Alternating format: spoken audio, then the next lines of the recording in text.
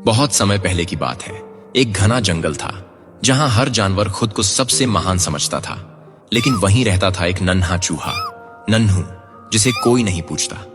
नन्हू चुपचाप, शांत और बहुत ही समझदार था, लेकिन उसे कभी किसी ने गंभीरता से नहीं लिया। वो जब किसी की मदद की कोशिश करता तो जानवर हंसते और कहते, तू तू क्या कर पाएगा। एक दिन जंगल में हड़कंप मच गया।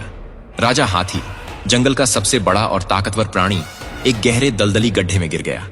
शेर, भालू, भेड़िए सबने कोशिश की, लेकिन हाथी बहुत गहराई में था।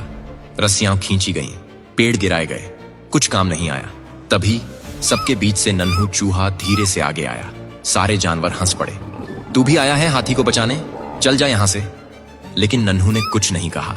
उसने गड्ढे की दीवार को ध्यान से देखा। वहां एक तरफ की मिट्टी थोड़ी नम और गीली थी। उसे एक पुरानी सुरंग की याद आई जो कभी उसके दादा ने बनाई थी और जो इस दिशा में जाती थी। नन्हू चुपचाप वापस मुड़ा और भागा अपने पुराने बिल की ओर। वहां से वो सैकड़ों मीटर लंबी एक संकरी सुरंग में घुस गया। अंधेरा, डर, कीड़े, लेकिन नन्हू रुका नहीं। वो जानता था कि सुरंग एक झील से सटी है और अगर वो झील की दीवार में एक छेद कर दे तो पानी उस गड्ढे में बह सकता है। नन्हू ने अपने पैने दांतों से दीवार की मिट्टी कुतरनी शुरू की। धीरे धीरे कण कण मिट्टी हटी और आखिरकार एक पतली सी धारा बहने लगी। थोड़ी ही देर में झील का पानी गड्ढे की तरफ बह गया। पानी ने गड्ढे की एक तरफ की मिट्टी गीली कर दी और कुछ ही देर में वहां ढलान बन गई। हाथी समझ गया, यही मौका है। वो धीरे धीरे अपने भारी शरीर को उस गीली ढलान पर चढ़ाता गया और आखिरकार बाहर निकल आया। सारे जानवर हैरान थे। शेर बोला, ये कैसे हुआ?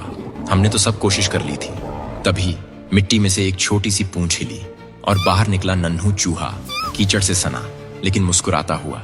हाथी ने अपनी सूंड से नन्हू को उठाया और सबके सामने कहा, ताकत से नहीं, समझ से रास्ता निकलता है और जिसे तुम छोटा समझते हो वही सबसे बड़ा काम कर जाता है।